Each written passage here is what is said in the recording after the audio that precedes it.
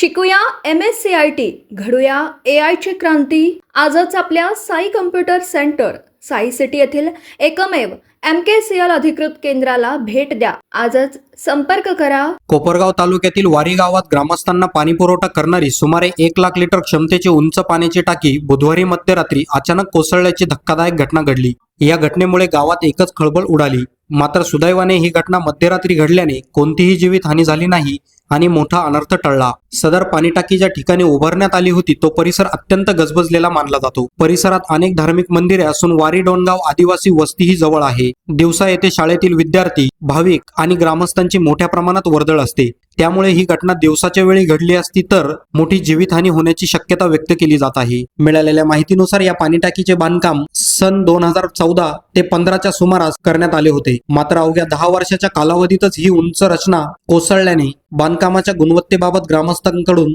प्रश्नचिन्ह उपस्थित केले जात आहे. या कामात निकृष्ट दर्जाचे साहित्य वापरण्यात आले का अथवा बांधकामात काही अनियमितता झाली का याची सखोल चौकशी करण्याची मागणी ग्रामस्थांनी केली आहे. शासकीय निधीतून उभारलेली ही पाणी टाकी इतक्या कमी कालावधीत कोसळल्याने जनतेचा पैसा वाया गेला का असा सवालही उपस्थित होत आहे. त्यावेळेच्या कामाची चौकशी करून संबंधित ठेकेदार व तत्कालीन पदाधिकाऱ्यांवर कारवाई करावी अशी मागणी ग्रामस्थांकडून होत आहे. या घटनेत सुदैवाने कोणतीही जीवितहानी झाली नसली तरी या प्रकारामुळे ग्रामस्थांच्या सुरक्षिततेचा तसेच शासकीय कामांच्या दर्जाचा प्रश्न पुन्हा एकदा ऐरणीवर आला आहे. आता प्रशासनाकडून या प्रकरणाची सखोल चौकशी होऊन दोषींवर कारवाई होते का याकडे संपूर्ण गावाचे लक्ष लागले आहे. बातमी तुमची, प्राधान्य आमचं. प्राधान्य न्यूज साठी प्रमोद पवार, कोपरगाव. आमच्या वारी गावातली जी पाणी टाकी आहे, ज्या पाणी टाकीमुळे सगळ्या गावाला पाणी मिळतं, तर ती रात्री अचानक 12:30च्या दरम्यान कोसळली. खरं तर ते इथे डीप सॉइल आहे आणि डीप सॉइल असल्यामुळं काहीतरी त्याचा बॅलन्सिंग मला ते खालच्या याच्यात ते घसरला आणि ती पडली खाली.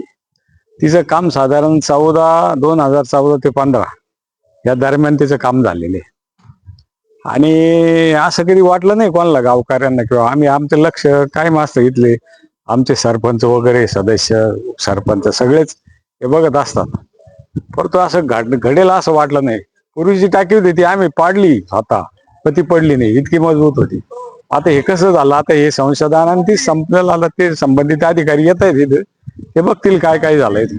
परंतु सरपंच कमिटी त्यांनी सगळ्यांनी तातडीने रात्रीच्या रात्री येऊन दखल घेऊन ही जोडजाड केली. त्याच्यामध्ये आमचे कारखान्याचे मॅनेजिंग डायरेक्टर गोडगे साहेब, हे गोडगे साहेब त्यांनी इथं आले, त्यांनी भेट दिली, इथं पाहिले आणि तातडीने कारखान्याच्या माध्यमातून ही पाईपलाईन जोडण्याचं काम त्यांनी अतिशय तत्परतेने करायला लावलं. त्यांचा सगळा स्टाफ आज इथं काम करतोय, तुम्हाला पाहत असाल तुम्ही.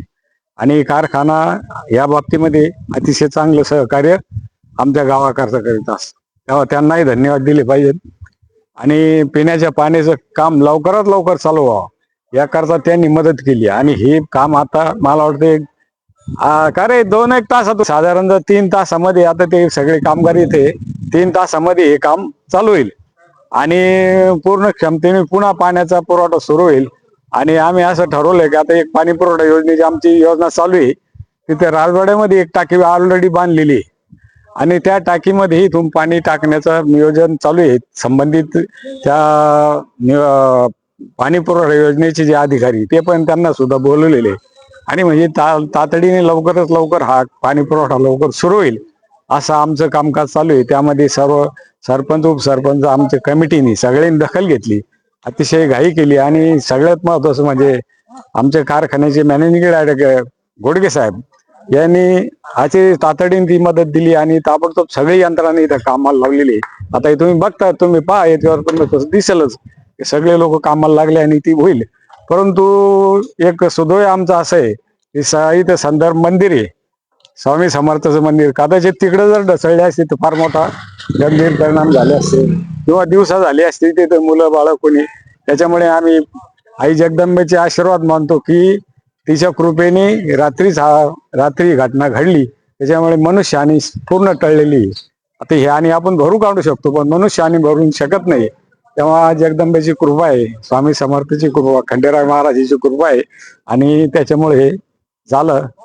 तेव्हा आता हे काम लवकर लवकर मार्गी होईल असं.